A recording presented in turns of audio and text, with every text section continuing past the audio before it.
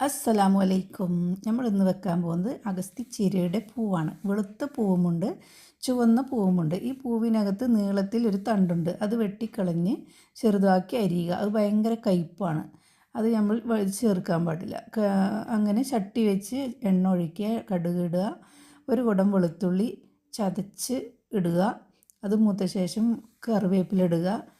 ചെറിയ ഉള്ളിയും ഉപയോഗിക്കാം, വലിയ ഉള്ളിയും ഉപയോഗിക്കാം. ഞാൻ 2 വലിയ ഉള്ളിയാണ് ഉപയോഗിക്കുന്നത്. നല്ല ചെറുതാക്കി അരിഞ്ഞ് അതിൽ കുറച്ച് ഉപ്പിട്ട് നല്ല പദം വരുന്ന പോലെ അത് വഴറ്റിയെടുക്കുക. വഴറ്റിയെടുത്ത് നല്ലോണം വഴറ്റണം.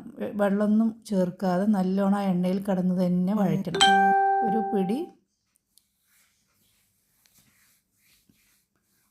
ഒരു പിടി തേങ്ങയും അതിലോട്ടിട്ട് നല്ലോണം ഇളക്കുക.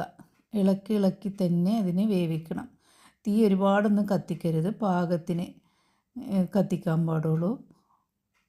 അങ്ങനെ കത്തിച്ച് നമ്മുടെ വെള്ളപ്പൂവ് അതിലേക്ക് ഇട്ട് ഇളക്കുക. വെളുത്ത പൂവ് അതിലേക്കിട്ട് ഇളക്കി നല്ലോണം യോജിപ്പിക്കുക. നല്ലോണം ഇളക്കി തന്നെ യോജിപ്പിക്കണം. നല്ല ഗുണമുള്ള സാധനമാണ്. നമ്മുടെ ശരീരത്തിന്, ചൂടുള്ള ആൾക്കാരുടെ ശരീരത്തിന് തണുപ്പേകുന്നതും നല്ല ഗുണമുള്ള, ഏറ്റവും നല്ല ഗുണമുള്ളതാണത്. ഒന്ന് വെച്ച് നോക്കുക തന്നെ വേണം. ഇത് അപൂർവമായിട്ടേ ഇത് കിട്ടത്തുള്ളൂ. അങ്ങനെ നമ്മുടെ തോരൻ റെഡിയായി വന്നിട്ടുണ്ട്. ഓക്കേ.